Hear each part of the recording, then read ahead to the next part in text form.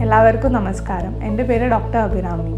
സംക്രാന്തി നമ്മൾ സന്തോഷത്തോടെ ആഘോഷിക്കുന്ന ഒരു ഉത്സവമാണ്. പക്ഷേ ഈ സമയത്ത് പട്ടം പറത്തൽ പ്രത്യേകിച്ച് പക്ഷികൾക്ക് ഗുരുതരമായി പരിക്കേൽപ്പിക്കാൻ സാധ്യതയുണ്ട്. പ്രത്യേകിച്ച് മാഞ്ചാക്കയറുകൾ അവരുടെ കാലുകളിലും ചിറകുകളിലും കുടുങ്ങി അവരെ ഗുരുതരമായി പരിക്കേൽപ്പിക്കാൻ സാധ്യതയുണ്ട്.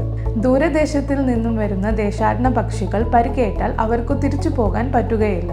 മുറിഞ്ഞു പോകുന്ന ഗോസ്റ്റ് മാഞ്ചകൾ ബിൽഡിങ്ങിലും മരത്തിലും തൂങ്ങിക്കിടന്ന് മാസങ്ങളോളം പക്ഷികളെ പരിക്കേൽപ്പിക്കാൻ സാധ്യതയുണ്ട്. അതുകൊണ്ട് ഈ സംക്രാന്തി നമുക്ക് കുറച്ച് കരുതൽ സ്വീകരിക്കാം. സാധ്യമാണെങ്കിൽ പട്ടം പറത്തുന്നത് തന്നെ ഒഴിവാക്കുക. പറത്തുവാണെങ്കിൽ പ്രഭാതവും സന്ധ്യയും ഒഴിവാക്കുക. നൈലോൺ മാഞ്ചയോ ഗ്ലാസ് മാഞ്ചയോ ഒരിക്കലും ഉപയോഗിക്കരുത്.